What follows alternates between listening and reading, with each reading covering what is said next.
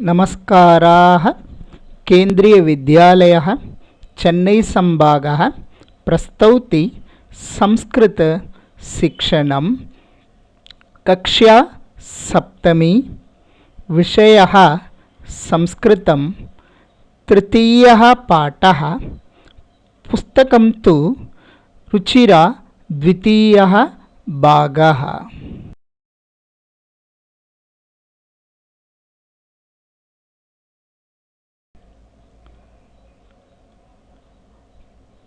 पाठस्य नाम स्वावलम्बनम्।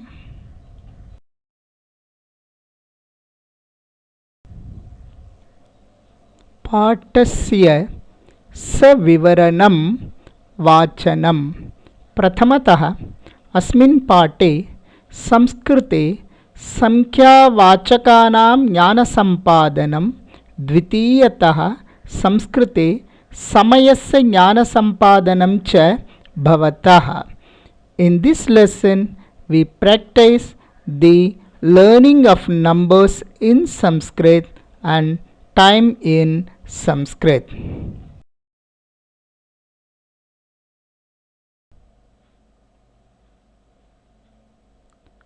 संख्यावाचकाः numbers in words. प्रथमं वयं कथं संख्यावाचकानां ज्ञानं सम्पादयामः इति पश्यामः।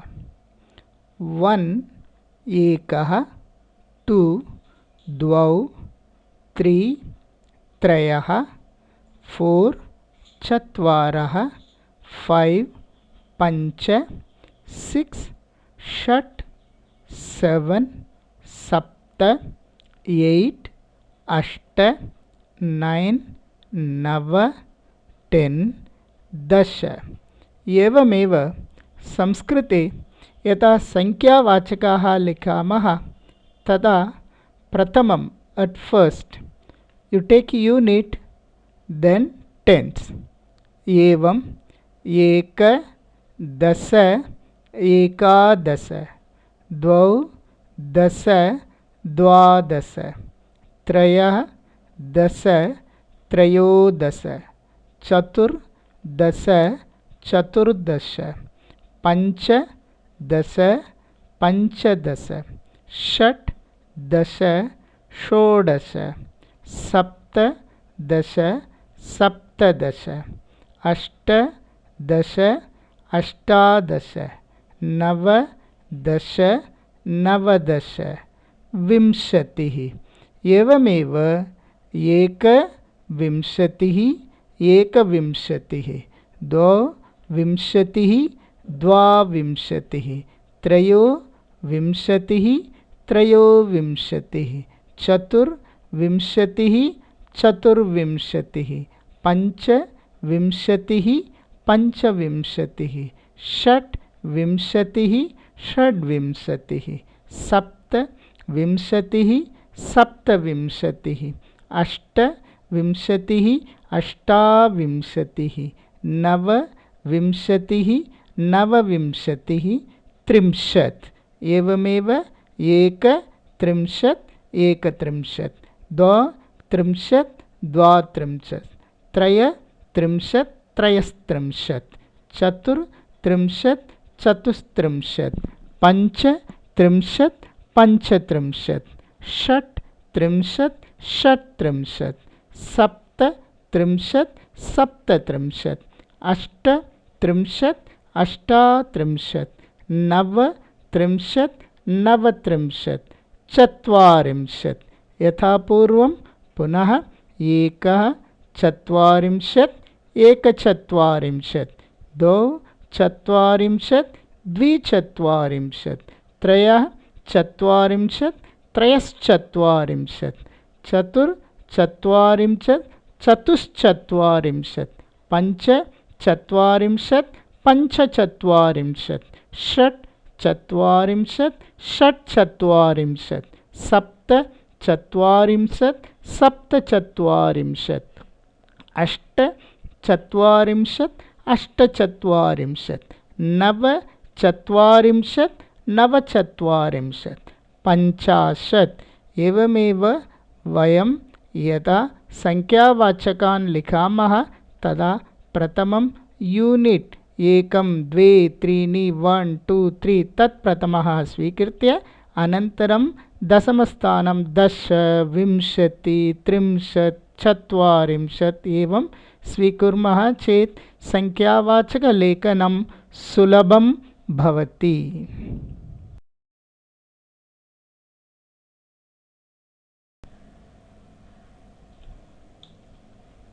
समयः टाइम। वयम् इदानीं संस्कृते समयस्य वाचकानां प्रयोगं कथं कुर्मः इति पश्यामः। Now we will learn how to say time words in Sanskrit. इदानीं पश्यन्तु घटिकारे समयस्य सूचना पूर्णवादनस्य भवति। Now you see the clock shows full hour, that is 12 o'clock. पूर्णस्य प्रयोगः वादनं भवति। एकस्य वादनस्य 4 पादाः भवन्ति, अर्थात् 4 15 निमेषाः भवन्ति। For 1 hour there are 4 quarters, that is 4 times of 15 minutes will be there. इदानीं घटिकारं पश्यतु। 15 निमेषाः प्रथमः पादः भवति। 15 is the first quarter. The clock shows you 15. अतः सपाद इति वक्तव्यम्। पाद means quarter. So we have to say sapada in Sanskrit for 15 minutes. इदानीं घटिकारं पश्यामः। 30 minutes. The clock shows 30 minutes. 30 निमेषाः। 30 निमेषाः पूर्णवादने अर्धं भवति। That is 30 minutes is the half of an hour. अतः 30 minutes 30 निमेषाः सार्ध इति वक्तव्यम्। We have to say सार्ध in Sanskrit for 30 minutes. घटिकारं पश्यन्तु। It shows 45 minutes. इदानीं 45 निमेषाः तृतीयः भागः, अर्थात् पादऊनः पादोनः भवति। 45 minutes is quarter to the next hour, that is 1 quarter less to next hour. अतः पाद ऊन इति वक्तव्यम्। पाद quarter ऊन less पादोन less 1 quarter. So when we say padona, we have to use the next hour. We have to say padona in Sanskrit for 45 minutes. यदा पादोन इति प्रयोगः तदा आगामिनी वादनस्य प्रयोगं कुर्मः। When we use padona, we have to use the next hour along with that. यदा सपाद सार्ध पादोन, that is 15 minutes, 30 minutes, 45 minutes. In Sanskrit, sapada sardha padona. When you use sapada sardha padona, all these words should come before the vadanam, not after the vadanam. Vadanam should be the end of the Sanskrit samaya vachaka padani. उदाहरणार्थं कानिचित् पदानि पश्यामः। एकः वादनं पूर्णवादनम्, एकः वादनम् एकवादनम्। 1:15 15 sapada, sapada should come first. 1 is ekavadanam, it has to come next, so sapada ekavadanam.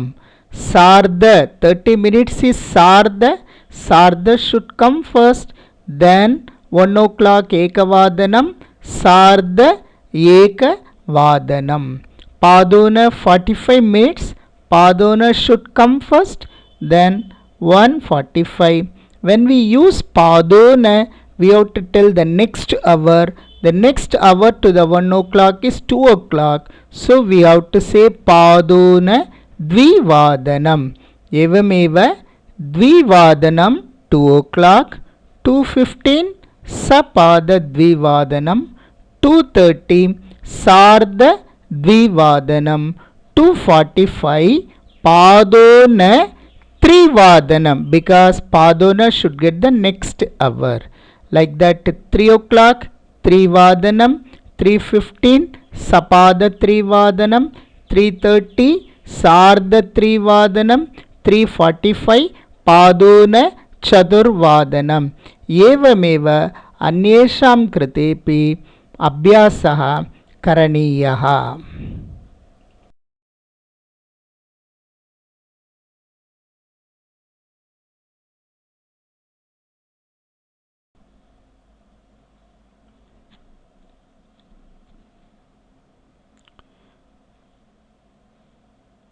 अभ्यासार्थं घटिकायां समयः, time in the clock. पश्यन्तु, घटिकारं पश्यन्तु। घटिकारः कं समयं सूचयति? 12 12 पूर्णवादनं, 12 वादनम्। अन्यत् पश्यामः, अयं घटिकारः कं समयं सूचयति? 12:15 निमेषाः, 12:15 15 मिनिट्स् सपाद भवति, अतः प्रथमं सपाद भवति, सपाद वादनं, 12 वादनम्। अन्यत् पश्यामः, समयः कः? 12:30 वादनं, 30 निमेषाः सार्धवादनं, 12 वादनम्। इदानीं पश्यन्तु, समयः कः? 12:45 45 पादोन। यदि पादोन आगच्छति, वादनं किं भवति? आगामिनी वादनं, 12 आगामिनी वादनम् एकं भवति, अतः एकवादनं, पादोन एकवादनम्। अन्यत् पश्यामः, 4:15 15 निमेषाः किं भवति? सपाद। 4:15 15 निमेषाः सपाद, वादनं तु चतुर्वादनम्। अन्यत् पश्यामः, समयः कः? 4:30 30 मिनिट्स् किं भवति? सार्धवादनं, चतुर्वादनम्। अन्यत् पश्यामः, 9 o'clock 9 o'clock पूर्णवादनं खलु, अतः वादनमेव आगच्छति, 9 वादनम्। अन्यत् पश्यामः, समयः कः? 7:15 15 किं भवति? सपाद, 7 सप्तवादनं, सप्तवादनम्।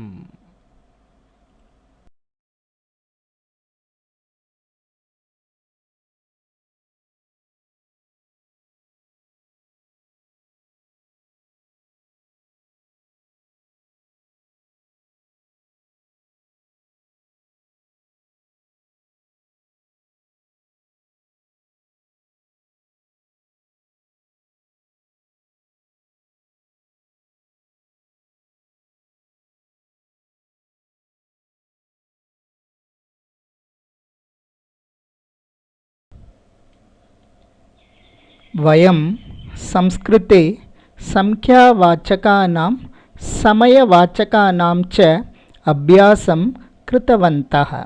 इदानीं सविस्तारं पाठस्य अवगमनाय गच्छामः। We have learnt the number and time in Sanskrit. Now we get into the detailed study of the lesson. पाठस्य नाम स्व अवलम्बनम। स्व सेल्फ, अवलम्बनम डिपेंडेंस। यदि त्वं स्वकार्यं स्वयं करोषि तत् स्वावलम्बनम। If you do your work on your own, then it is self-dependence. Swa avalambanam अर्थात आत्मनिर्भरता। यदि स्वकार्यम् अन्येषां द्वारा साधयसि तत् पर अवलम्बनम। If you depend on others to do your work, then it is dependence. पर अवलंबनम, पर निर्भरता। स्वावलंबनम, स्व अवलंबनम। विलोम, the opposite for this स्वावलंबनम is पर अवलंबनम। स्वावलंबनम तस्य विलोमः पर अवलंबनम। स्वावलंबनम सेल्फ डिपेंडेंस, परावलंबनम पर अवलंबनम it is depending on others.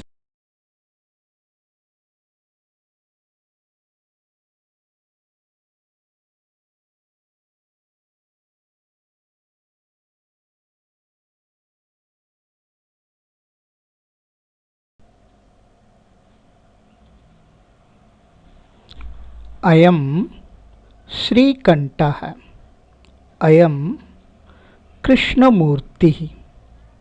श्रीकण्ठः कृष्णमूर्तिः च मित्रे आस्ताम्। Shrikanth and Krishnamurthy were two friends. इदानीं श्रीकण्ठस्य विषये पश्यामः। अयं श्रीकण्ठस्य कुटुम्बः। अयं श्रीकण्ठः, श्रीकण्ठस्य माता, श्रीकण्ठस्य पिता। तस्य श्रीकण्ठस्य पिता समृद्धः अर्थात् धनिकः आसीत्। श्रीकण्ठ's father was a rich man.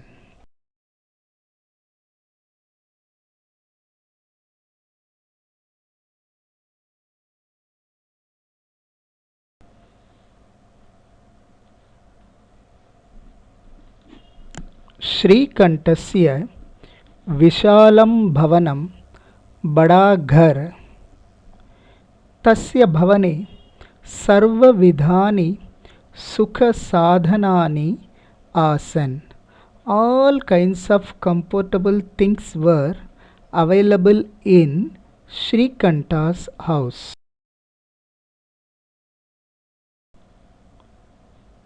एतत् श्रीकण्ठस्य गृहम्। This is Srikanta's house.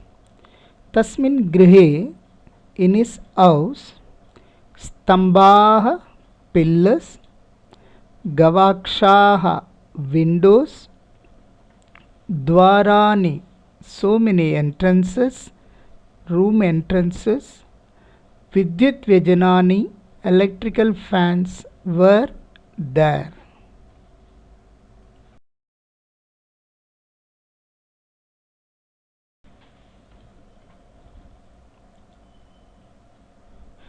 तस्य विशालभवने बहवः प्रकोष्ठाः आसन्। In his big house there were so many different types of rooms.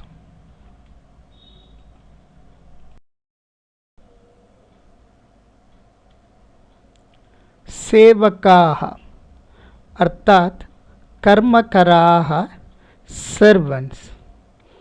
तत्र 10 सेवकाः निरन्तरं कार्यं कुर्वन्ति स्म। In his house 10 workers were continuously doing work.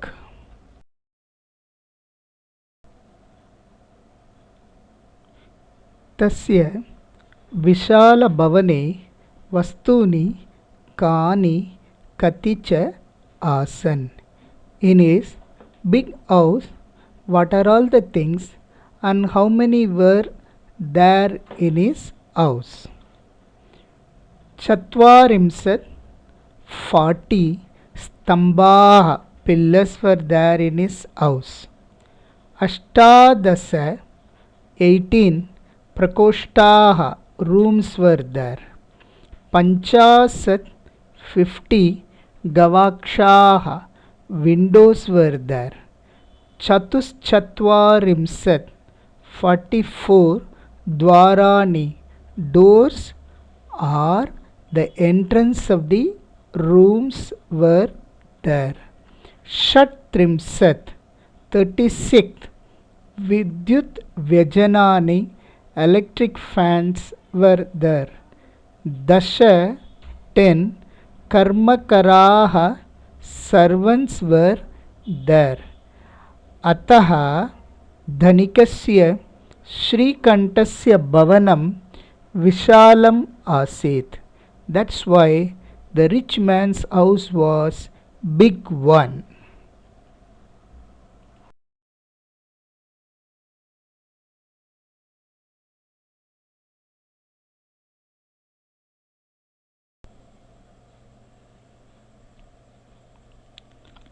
परं कृष्णमूर्तेः माता पिता च निर्धनौ कृषकदम्पती. Krishnamurti's mother and father were poor farmers.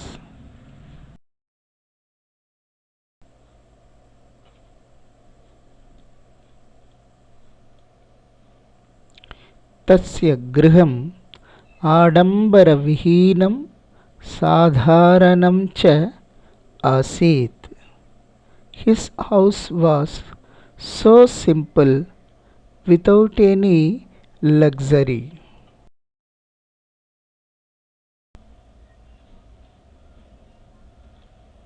एकदा श्रीकण्ठः तेन सह प्रातः 9 तस्य गृहम् अगच्छत्. One day Shrikanta along with him went to his house at 9 o'clock in the morning.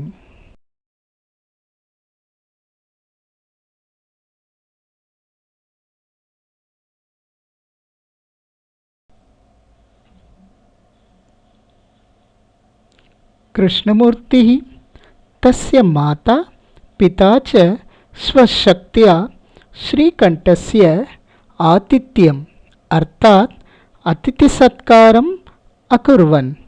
Krishnamurti and his parents gave good hospitality to Shrikanta within their capacity.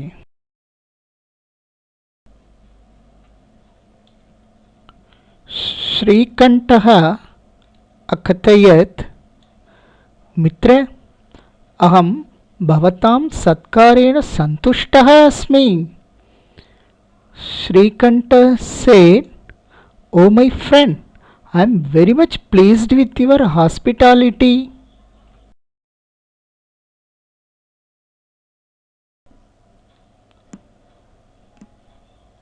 केवलम् इदमेव मम दुःखं यत् तव गृहे कोऽपि भृत्यः सेवकः नास्ति. This is only my worry that you do not have even a single servant in your house.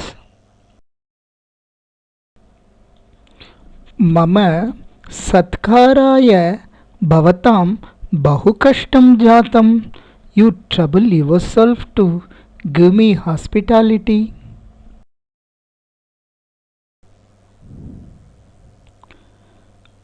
मम गृहे तु बहवः कर्मकराः सन्ति, but we have so many servants in our house.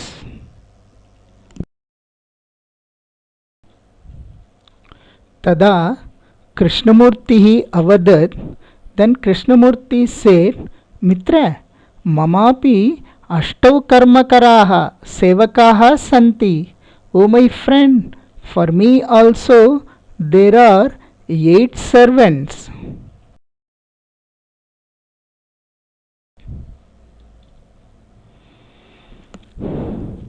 अष्टौ कर्मकराः ते च द्वौ पादौ 2 legs, द्वौ हस्तौ 2 hands, द्वे नेत्रे 2 eyes, द्वे श्रोत्रे 2 ears. These are all the 8 servants of us, will always be with us, so we can do our work whenever we want. We need not depend on anybody.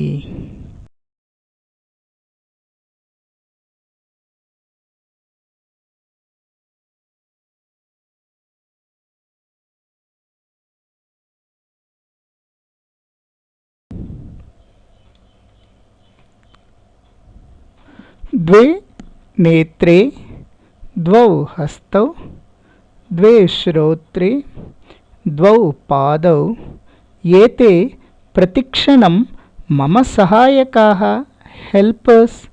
They are my helpers for every moment.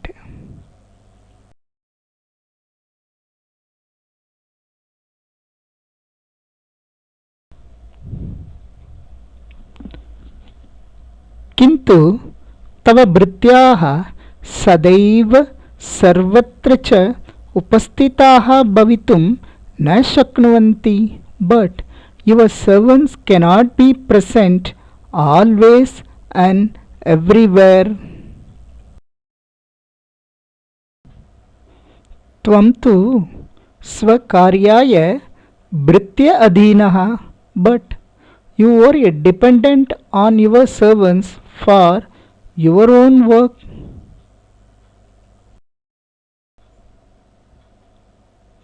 यदा यदा ते अनुपस्थिताः तदा तदा त्वं कष्टम् अनुभवसि.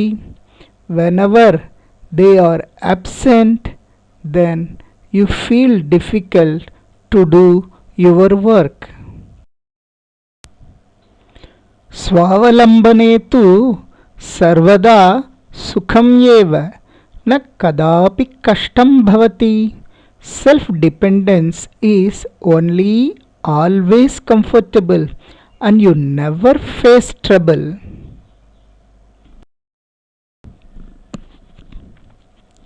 श्रीकण्ठः अवदत्, मित्र, तव वचनानि श्रुत्वा मम मनसि महती प्रसन्नता जाता. Srikanth said, O my friend, after hearing your words, I am very much pleased.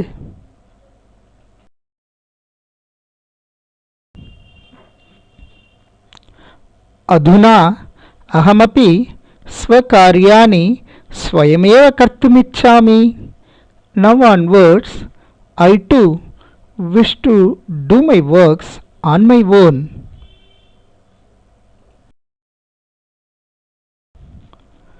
भवतु.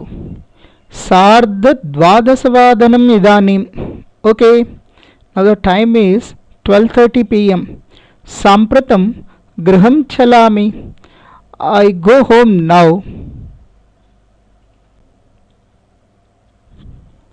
पाठस्य सारांशः.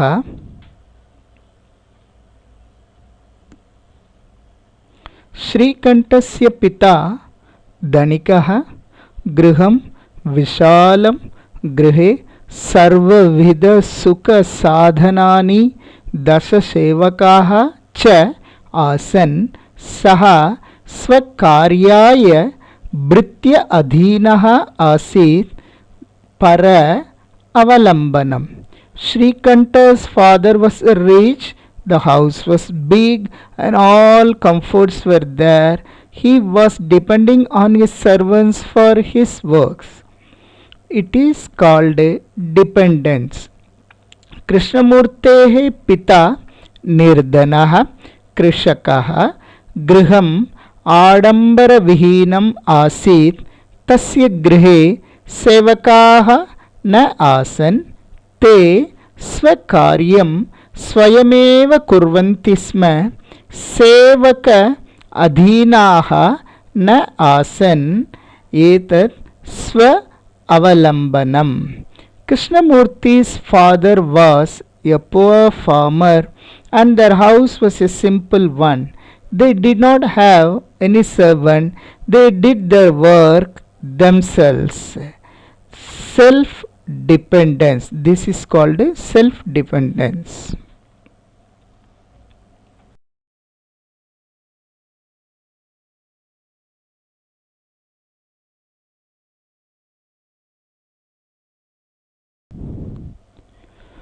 मित्राणि, पाठस्य अस्य सामग्रीनिर्माणाय यथाशक्ति यथामति प्रयत्नं कृतवान् अयं के रघुनाथः, संस्कृतशिक्षकः, केन्द्रीयविद्यालयः, चेन्नै संभागः, वायुसेनास्थलम् आवडी, चेन्नै संभागः. धन्यवादाः.